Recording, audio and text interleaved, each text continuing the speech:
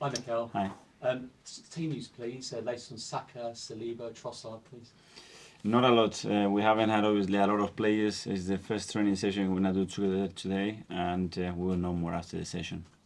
Did the international break come at a good time for you, do you think? I mean, it was such a great win for you, a great atmosphere afterwards, but did you want to continue or did you like the break? When you're in a good run, you want to continue, but it is what it is. We have used it in the right way. Obviously, we have a lot of players in duty, and connect everybody with the same mindset and go, because we're going to have a really difficult game against Chelsea. Just looking back on that match, a quick handshake with Pep Guardiola, but I hear he gave you a message after he spoke to you. What did he say?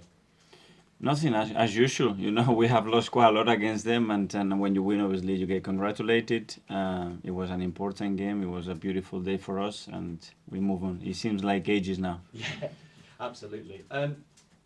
Your neighbours are currently top, but ultimately, do you still feel it's a two-horse race between yourselves and Manchester City, or do you see other teams involved? I don't have a clue who is going to be involved. We want to be there. That's the only thing that I know. In order to do that, we have to be perfect, and the league is so demanding. You see it every single week, and I think it's very, very open. And how much are you looking forward to the game tomorrow? So it's always an entertaining one, Chelsea, isn't it? Chelsea, Arsenal. It's a big game, and we know, and there is a big history between the two clubs, and the type of games that we have played against them. It's a very different one. I think this season I've been really impressed by Chelsea. I think they deserve much more than what they got on the table. I think what Mauricio is in a really short time, it's phenomenal, and we're going to have to be at our best tomorrow. I bet Kai Havertz is excited to go back, isn't he? And Georgia as well, I'm sure they will be. They were there, they talk really highly about the club and everybody there, so it will be a special day for them. I just wanted to touch about an article I read yesterday on Aaron Ramsdale. He said he feared for his England place if he doesn't win his place back in the Arsenal side.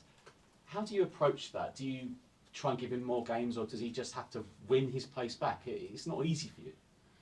It's not easy for any player when he's not playing as much as he would like to, but the only way to do it is to work harder, to show the passion that you have for the game, to contribute to the team in a different way, and when you get the opportunity, do your best and try to help the team to win the game. Hi, Mikel. Hi. Just going back to the Manchester City result, a lot of people were saying at the time that would be a massive psychological step for Arsenal to get that win under their belts. Is that something you can genuinely feel around the place since then, and just getting the players in over the last couple of days? Is it something you can take into the Chelsea game? Well, that's the last experience, the last feeling that we had between us, and it was a beautiful one. You could sense in the atmosphere the importance of the game, and the way we won it and how we competed against that team. But it's just a game, and now it's about having the consistency and keeping the standards very, very high, because the next game against Chelsea is going to be even harder. Chelsea themselves, difficult start to the season. They've won their last 3 in all competitions. Was it always a matter of time for Chelsea that, with the players and the squad that they have, that things would eventually start to click? Or do you think it's too soon to say that they've turned it I forward? think when you look, first of all, the manager, the coaching staff they have, the history at the club that they have, and the players and the squad that they have, is going to happen. I think it has happened pretty quickly. Not only the last 3 results, I think, as I said, again, I think they deserve much more in terms of points and results than what they already have. So you can see that they're going to be up there. You don't know if Bukayo Saka is back this weekend. You won't know until after training. England are now qualified. Would you like to see, from an Arsenal point of view, maybe him getting a little bit more time off internationally, as we all know he's going to play in the Euros next summer, so that you have more options to using this season, or do you think that's unrealistic? Well, I don't know how they're going to approach it. Obviously, when our players are fit, we are really happy to let them go to the national team, and we always done that. And the players want to go, and I think it's a great fulfillment and opportunity for them every time they are there. So if players are fit, they're going to be available to be taken. But he's seen as the jewel in your crown and the jewel in England's crown as well. We don't want him to burn out this season.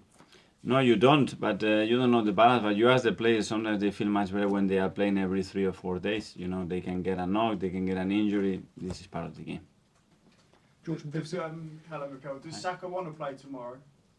I'm sure he wants to play. He Yes. told you he wants to I don't see any player there that he doesn't want to be in the starting 11.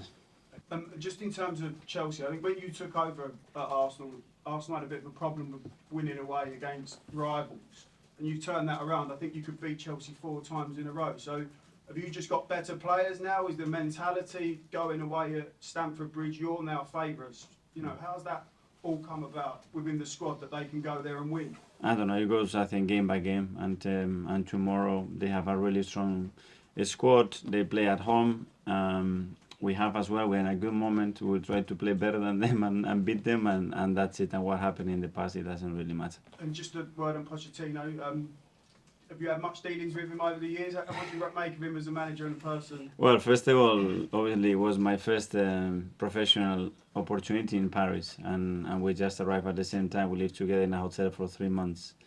He was critical. He's been one of the most influential persons in my football career, first of all, as a player. Without him, he took me under the arm like this, and he looked after me like a little child, a little brother, and it was big part of the success that I had in Paris. It was because of him, because he really looked after me, gave me a lot of confidence, a lot of advice, and he's been a role model for me since that day. Not only when I was a player, but as a manager as well, because we have to make the decision to leave playing and start my coaching career. He had a big say on that, and I will be always grateful to what he's done for me. Have you had dinner since he's been back in London?